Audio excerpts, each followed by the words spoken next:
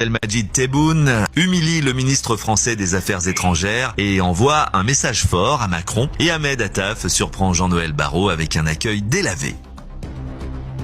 Pas de dictat, pas de concession, pas de conditions préalables. Le ministre français des Affaires étrangères Jean-Noël Barrot, après avoir fait signe et menacé sur CNews en imposant des sanctions strictes ou dures, l'Algérie est arrivée humiliée dans un voyage à la recherche de la dignité française perdue, ou bien l'honneur français est perdu dans un pays dont les hommes ne connaissent ni compromis ni recul face aux décisions souveraines qui ont été prises. Les observateurs s'accordent à dire que le ministre français des Affaires étrangères a été victime de la plus grande insulte diplomatique que la 5e République française ait pu connaître, après les scènes d'accueil terne avec lesquelles les responsables algériens ont reçu un invité de la stature d'un ministre des Affaires étrangères. L'envoyé français n'a obtenu aucune garantie de la part de l'Algérie, ni aucun gain politique, économique, ni même sécuritaire, à moins que la France ne reprenne ses esprits et ne mette un frein à la langue de l'extrême droite, qui a utilisé toutes ses capacités matérielles et médiatiques pour attaquer l'Algérie et les Algériens. Les observateurs ont également noté que le président Tebboune a placé le ministre français des Affaires étrangères un peu loin de lui, dans un message diplomatique clair, dans une scène très similaire à celle à laquelle le président français Macron a été soumis lorsqu'il a rencontré Vladimir Poutine plus tôt à Moscou. Ouais, c'est brillant tout ça, c'est brillant.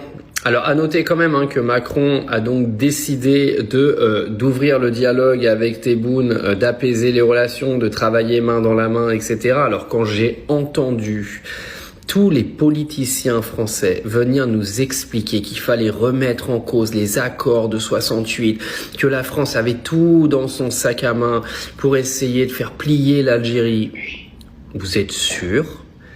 Parce que moi, j'ai quand même pas l'impression qu'on avait beaucoup d'arguments là pour le coup. Parce que Tebboune, après tout ce qui s'est passé dans les médias en France avec Retailleau qui a fait que de parler, etc., lui, il a jamais parlé. Il a fait une interview télévisée où il est resté tout calme.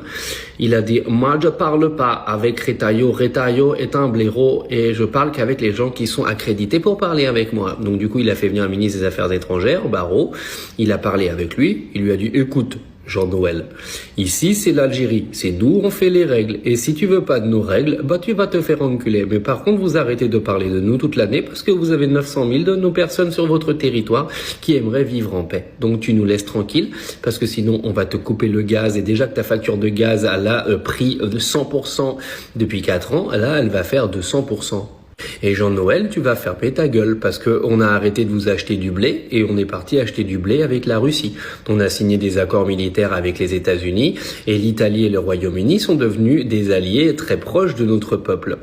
Donc, si vous continuez à nous casser les couilles les Français et à salir notre beau pays, croyez-moi qu'on va vous ruiner.